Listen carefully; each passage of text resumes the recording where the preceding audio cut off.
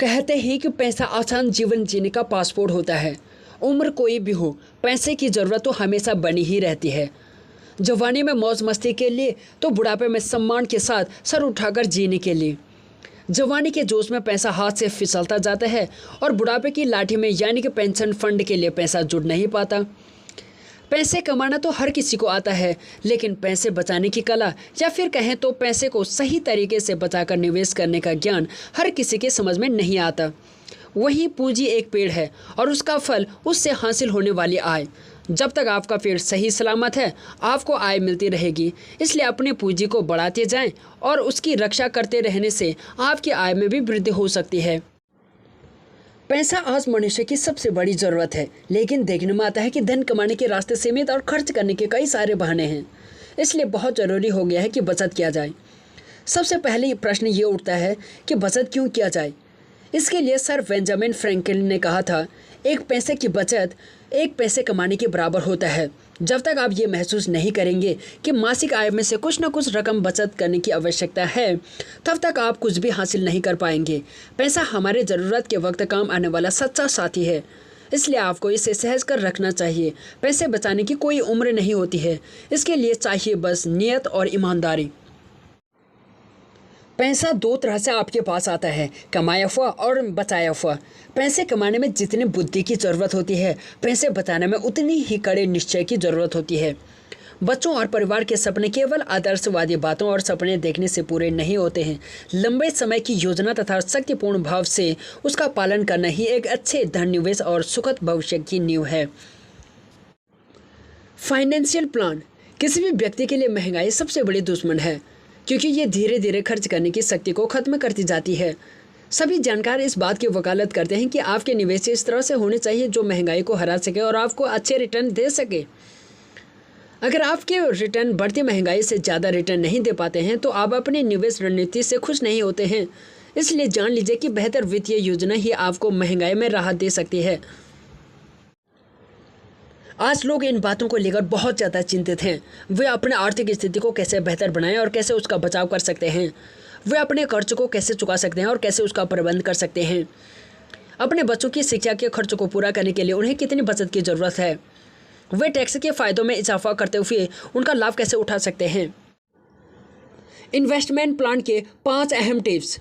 अच्छी निवेश नीति के लिए निवेशकों को कुछ खास बातों का ख्याल रखना चाहिए। ये 5 बातें देखने सुनने में बहुत साधारण लगती हैं, लेकिन इन्हीं साधारण बातों का सही तरीके से पालन किया जाए तो आप अपने जीवन में निवेश के सभी मोर्चे पर बेफिक्र रह सकते हैं। इन्वेस्टमेंट का पहला टिप्स, अपने निवेश का लक्ष्य तय करें। आपको इतनी समझ जरूर होनी चाहिए कि आप किस लक्ष्य के लिए कितने साल बाद कितना पैसा चाहते हैं। अगर आपको यही पता नहीं होगा कि आपको कितने पैसे किस वस्तु और किस लक्ष्य के लिए चाहिए, तो आप निवेश की शुरुआत कैसे करेंगे।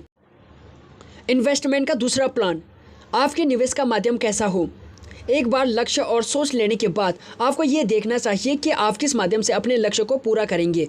Equity, mutual fund, debt, PPF या प्रॉपर्टी या कोई और निवेश माध्यम से, ये सब आपके अपने मनपसंद लक्ष्य के अनुसार हो सकता है। इन्वेस्टमेंट का तीसरा प्लान, आपकी निवेश नीति में लचीलापन। ज़रूरत पड़ने पर निवेश नीति में बदलाव की संभावना होनी चाहिए। उदाहरण के लिए आपने निवेश नीति बनाई और बदलते समय के साथ कोई एसेट क्लास में निवेश बरकरार रखने का आपका लक्ष्य पूरा नहीं हो पाया, तो इसमें बदलाव कर किसी और एसेट क्लास में निवेश कर लें। चौथा इन्वेस्टमेंट प्लान है बीमा योजना। बीमा यानी इंश्योरेंस कई ऐसे जोखिमों के साथ आपकी सहायता करता है जब आपको आर्थिक हानि होने की आशंका होती है। द लॉ ऑफ मनी, रुपयों का अपना एक नियम होता है। ऐसा नियम जिसे व्यक्ति स्कूली शिक्षा या किसी किताबी ज्ञान से नहीं सीख सकता। पैसे के नियम को व्यक्ति खुद से ही सीखता है। जो व्यक्ति इसके मूल सिद्धांतों को सीख पाने में कामयाब होता है, वो अपने वित्तीय ज़रूरतों को आसानी से पूरा कर लेता है। और वही जो रुपये के नियम को समझने में चूक जाता है, वो कभी भी स्वतंत्र रूप से अपने वित्तीय ज़रूरतों को हासिल नहीं कर पाता है। यदि आपकी समस्या पैसा है, तो आपको इस समस्या के हल के लिए पैसा का गुलाम बनने के बजाय उसका मालिक बनना होगा। वहीं जब व्यक्ति पैसे को अपने नियंत्रण में कर लेता है, तो वो वित्तीय स्वतंत्रता के पथ पर अग्रसर हो जाता है। इन्वेस्टमेंट करते समय इन बातों का ध्यान रखें। उधार लेकर कतई इन्वेस्ट ना करें। सैलरी में से आवश्यक खर्च के बाद जितना पैसा बचता है उसी को निवेश करें। योजना कितनी ही अच्छी क्यों ना हो, अपना सारा पैसा एक ही जगह निवेश करने की गलती ना करें।